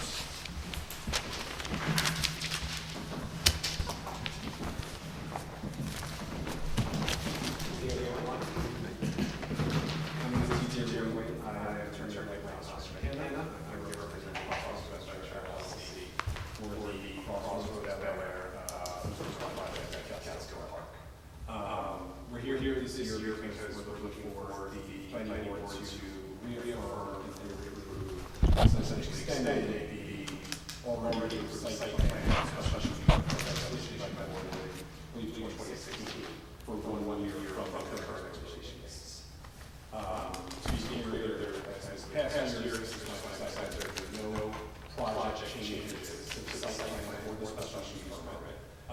they're just looking for another year extension to further push the project along. What kind of progress have you made?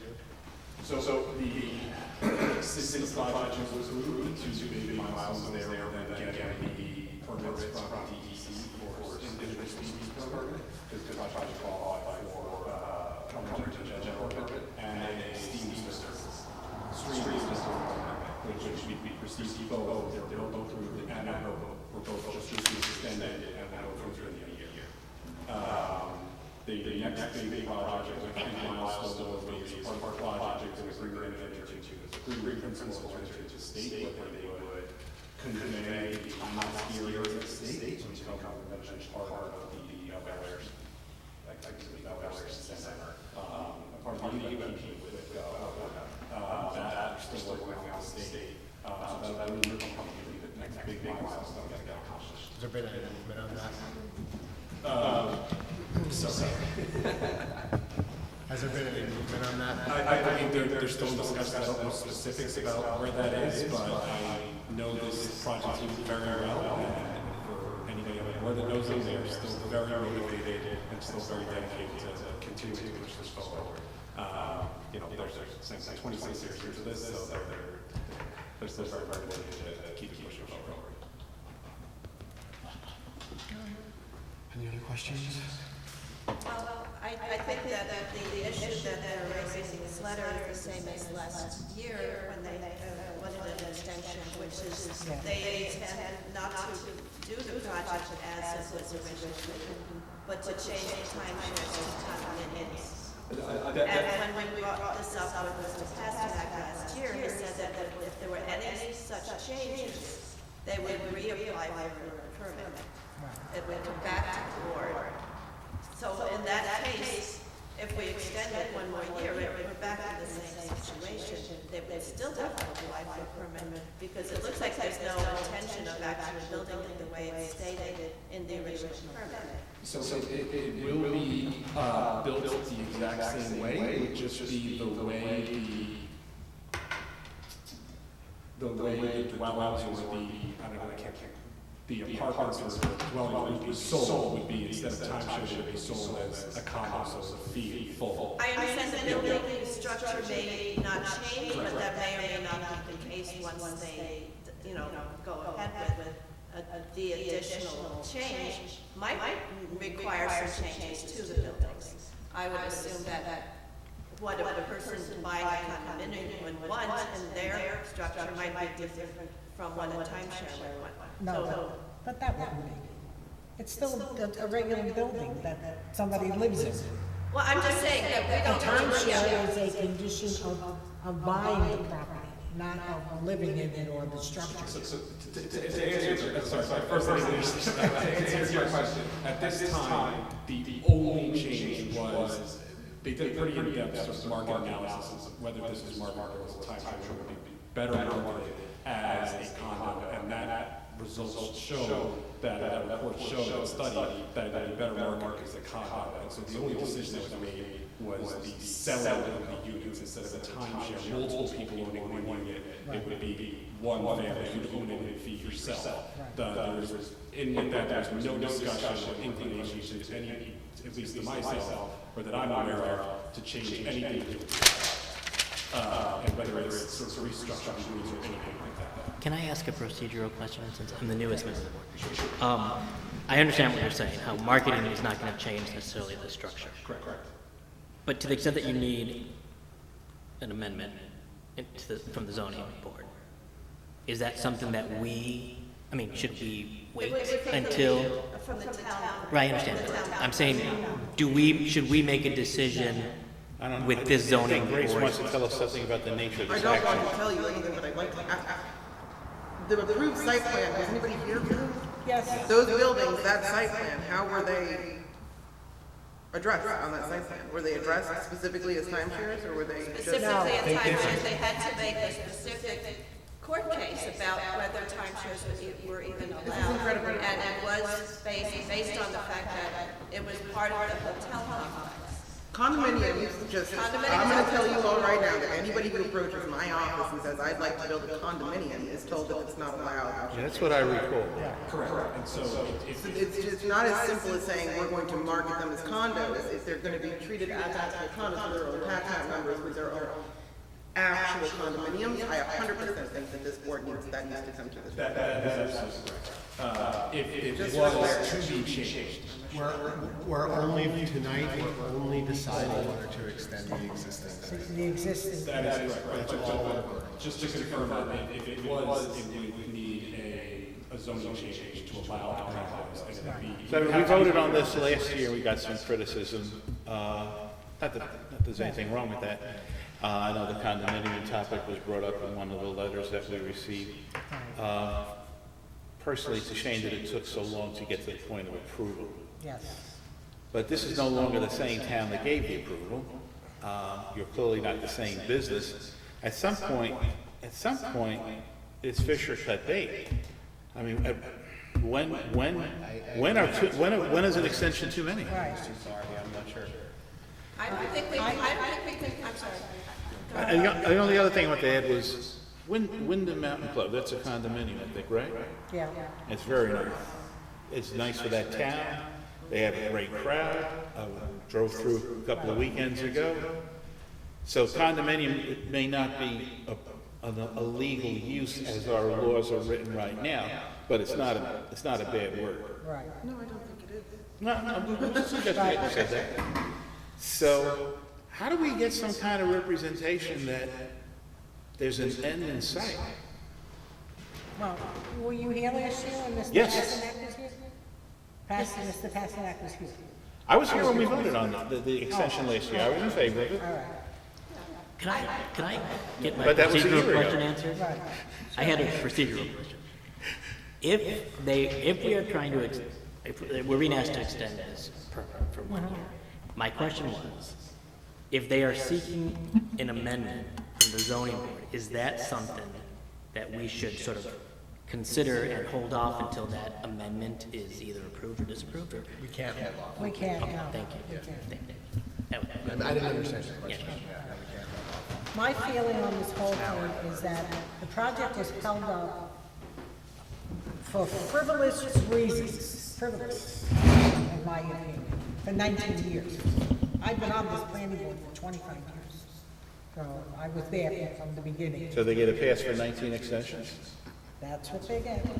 As far as I'm That's not concerned, unreasonable, by the way. I know, that is my, on it. I believe that we should give you the time to get this put together. I know that you're still waiting on the agreement and principle, which was, who was the governor then? That, something, yeah. What, so do we know what number we're at in terms of extensions? 2016. We 20, approved it yeah. initially in 2016. So this would be the ninth. This would be the 9th. January 2016 is when the planning board approved the site plan, Right. and that was after. The initial stretch was the environmental review, which was Yes. a public. So this is potentially the 9th request for an extension. Yes. I think, to say that the project was held up for frivolous reasons, it would seem frivolous because they were lawsuits brought by people in the community who felt that this was a way to delay Yes. approval of the Brought by, project. lawsuits were brought by But the people with reasons- money. But the reasons for the lawsuits were not frivolous, they were because there was extreme community opposition to the project at that time. And they are not actually here being represented because we're basically treating this as a formality. Oh, okay, we've renewed it 9 times, but it's only 1 time. But in that entire renewal process, the community has not been heard from at all. There was one person that attended a meeting and was allowed to speak, but it was not a public hearing. And he was not able to speak at length. They were here last year. Did they? Screaming at us. Yeah, he was screaming. But it was not a public hearing. No, but They were not actually in a formal setting where they were allowed to speak, or allowed to. But he allowed us. Yes, I But allowed I'm him to saying speak. that was informal, yeah, I mean, All that was right, good. okay, it wasn't a Yeah. public hearing or. But I think we owe the community some formal ability to put input into this decision, because there are people that are still very concerned that it's not appropriate for the town. And I know there's always been a difference of opinion in that. But I think right now, we're sort of in a one-sided situation where we're hearing from the applicant, but we're not hearing from the community. And I think the This was community... on the website. They wanted to be here, they would have been. Right. Theoretically. I'm missing the agenda because I didn't make the point to look at it until tonight. But I'm saying if I miss the agenda, that means probably most of the community didn't know. Vivian, do you know how many volumes the Crossroads project? I mean, It it was- stacked up to the ceiling. It was extensive. That's right, and that's what the problem was. Because if 2,000 all this money wasn't page spent document. ridiculously, I won't say frivolously, because you don't like that word, it might have been already in progress or in motion. So I feel that they should at least have a chance to do it. Well, I think they have had a chance. Well, it's not our place to tell them what to do with their money. That's not our place. Well, I'm just saying that for all this period of time, we've given them the benefit of the doubt. I think it's been one-sided because there's never really been an opportunity for the community to put their own input in it. Do you know what Brian Howard said last year? I remember exactly what he said, and someone else who was from the Catskill Heritage Alliance, that it was detrimental to the other hamlets, but nobody could tell me why it was detrimental. Well, that's what I'm saying. If nobody could tell you why, because he was being put on the spot, it's like, okay, why don't you like it? And he's like, it's too big. Well, that's really all you can think of to say, but that says a lot. It says a lot. But he didn't even say that. So I think this might be a point of order. Am I correct that that we are not mandated to have a public hearing for this extension? No. So, I don't think there's a protocol. There's no. right. We're not And mandated to do a renewal either. Okay, sorry. we're not obligated to do it. I don't support the idea of a public hearing. I wouldn't want the applicant to feel some pressure that at some point they're going to run out of time. We would not want them to feel that they're going to run out of No, time. that they will. He wants them to feel pressure. Right. And then, this isn't in writing submitted in a formal agreement or a condition on a special use permit, but there is extreme pressure on everyone working on this project to get this thing pushed forward, and they have been working diligently. If this was before I even went high school, when they put this thing. I remember Teresa was telling me, she's like, we didn't even have the internet when we started putting this Right, application. that's right. So, the first 10 years of environmental review and the lawsuits, though some people viewed them as frivolous, or some people said this is the voice of the town that needs to be heard, good came of that because the project was molded into something that both the planning board and the DEC and all the involved agencies determined on the record that they did mitigate all the potential environmental impacts to the maximum extent practical for this project. And I think they did a very good job of that. And it is a great project, if there's going to be a project there. And the Highline coming to the state as part of the UEP is a massive deal, and they're very proud of that, and they really want to get this done. And plus, they gave 2,100 acres to the state for free, because the state wanted it up on the ridge. I live right over there, so I know. Negotiation, and they Yeah. have to somehow unwind. And I really feel that it would be an asset to this town. Well, there are a lot of people that feel that way. Obviously, it's split the town pretty much in two. It did. And there were just as many people opposed to it, if not more. But each side has a point. And they had, at that time, the opportunity to put their input in. And the losses continued because of the persistence of the people who were opposed to the project.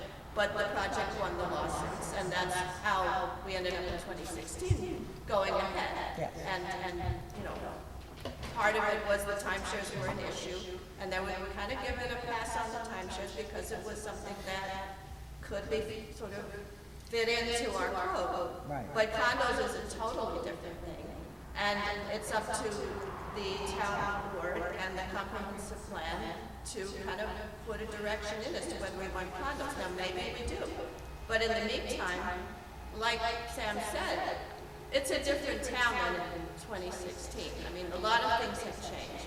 And I think that, given that, for us to just rubber stamp this project for another year I don't think it's I don't like see fair. I don't see any harm in giving them the permit for another year. I see no harm in it. Okay, has everyone decided how they're going to vote on this? Yes. Yes. Is there any benefit to further discussion on this? Nope. Okay, then I'd like to call for a vote. Okay. Do we have a motion? I make a motion to extend the permit for the Crossroads project, special use permit for 1 more year. Second. Roll call. Clifford Buffa? Yes. Joanne Kell? Yes. John Horn? Alan Shiner? Sam Spada? Yes. Vivian Welton? No. Juan Rosales? No.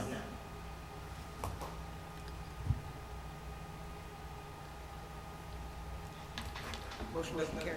It doesn't matter, No. because we don't have nothing to do. They need 4, Oh. I believe. Suppose I have 4 people. Check it out, Grace. I'm good. Okay. I'm 87, You need that's a to- certain number, right? You need 4. Yeah. On what code basis? Are you- I also want to know why you said no. You need That's to okay. You actually have You it. have to, you You have need to. support it. Yes. I'm sorry. You You need have to to support your support no it. voting code. I agree. I heard from another member that there's no protocol for not having a public hearing on the extension, and there's no protocol for not just granting the extension. So that being the case, I would like to have a public hearing if possible. To be clear, if it's not approved tonight, unless the board has some sort of special meeting in the next week or so, the permits just expire. And then the project has to start at application. Yes. My code, my basis on code is that we do not allow for a extension past a year for a permit. And then the lawyer was consulted as whether we could make an exception of that. And the exception would be the planning board could vote to make an exception. However, There's nothing prohibiting us from extending it. there's nothing We prohibiting just us from extend the extending grant. it, but it's not automatically No, it's not, approved it's either. not It's automatic. really the board's Right. decision. It is But the we board's just decision. extended the grant. We didn't have a problem with that. We extended for one 1 extension. year. That makes a big difference, since we're talking about 9 extensions. So your objection is what? Yeah, My I don't know. objection is Other than that people 10 years ago were against it, who were Against it. bankrolled by I think people who had a vested interest to that's keep what their we- property It's pristine. exactly What is your objection? Okay, it's exactly what you said. This is a different town from in 2016. There are different people living here. There is a different economic situation. A lot of things have changed. And maybe the town would be in favor of it, maybe Okay, not. so that's I your don't reason. think we can just automatically extend it 9 times. It's just not, it's not something that, I just don't think it's fair to the community. And Juan, I didn't quite hear. What is your reason for voting no? I guess my question, I mean, I voted no, obviously. My concern is, and it's very similar to what was just said, the extensions seem to be endless. I don't see why, I heard there was no reason why we couldn't have a public hearing on this. And to Vivian's point, I think it's appropriate after 9 extensions to get a sense of what the community is thinking. I am not, like, comfortable with just granting an extension because we've been doing it since 2016. I'm just not. And so to the extent that we could probably have, maybe legally, if we can't, someone tell me, I am the newest member. Do you know what the purpose of a public hearing is? Yes, to get feedback on the permit, the extension of the permit, In regards to whether or not it's viable or illegal. how it relates to code?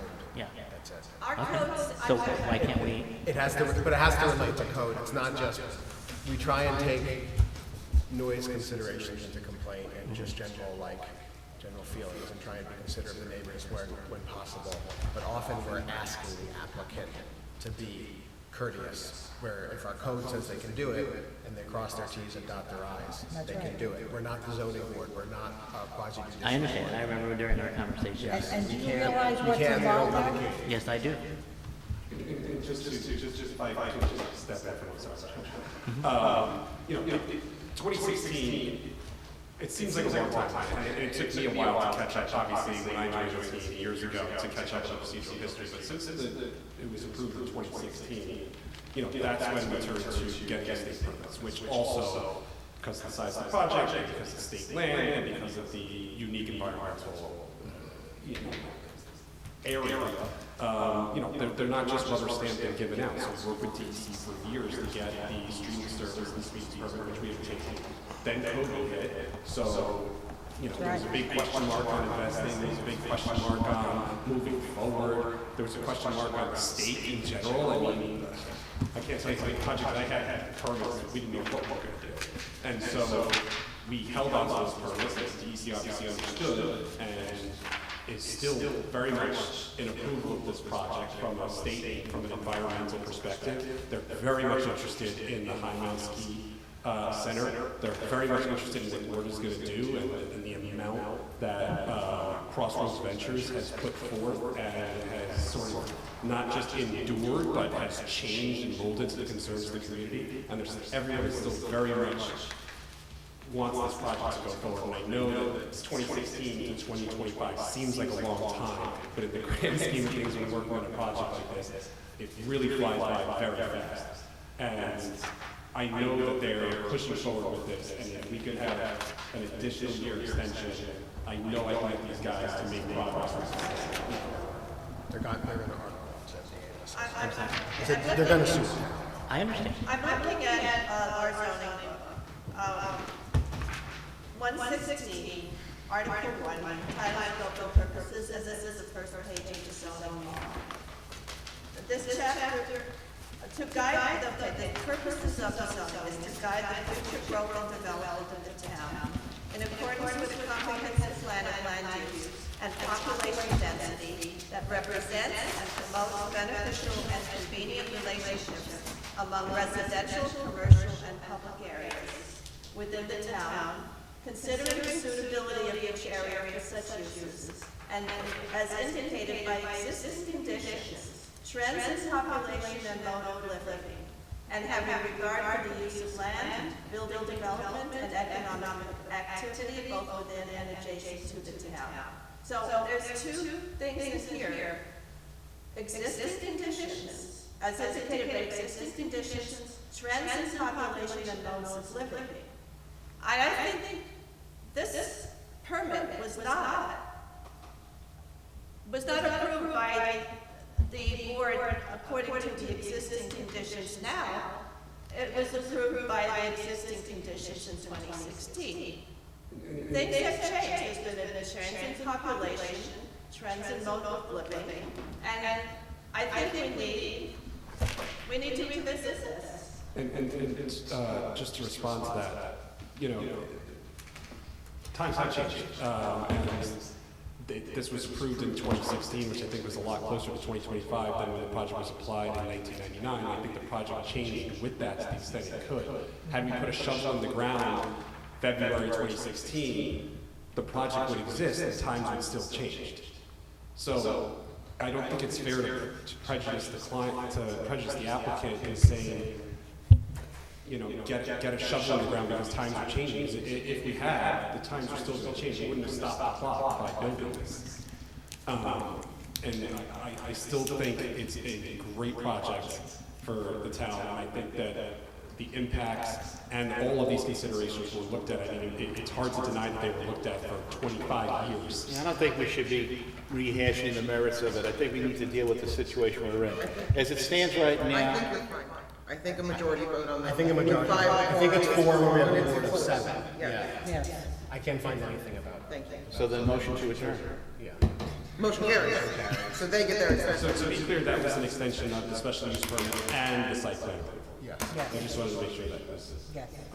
For a year. Yes. And maybe perhaps, Year from where it expired, so we're not changing. right. But I think that, I need to impress upon you, this is a board of volunteers that serve at their own pleasure. Yes. And the pleasure of the town board. And could leave or resign or switch or, so, yes. Very. I would also impress upon the owners that while we haven't had a new comprehensive plan in a very long time, this time next year we very likely will. And that comprehensive plan may look quite different from what they used when they were reviewing these projects. And it's just something to keep in mind. My vote personally is not a rubber stamp, it's a continuation for another year. Yes.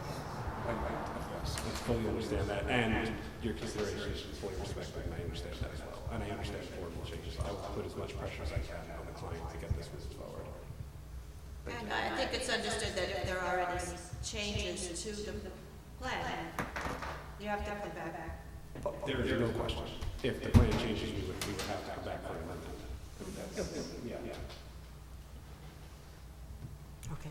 Thank you guys for your time. Thank you. You're still approving the timeshare. It's not- Thank you for your patience.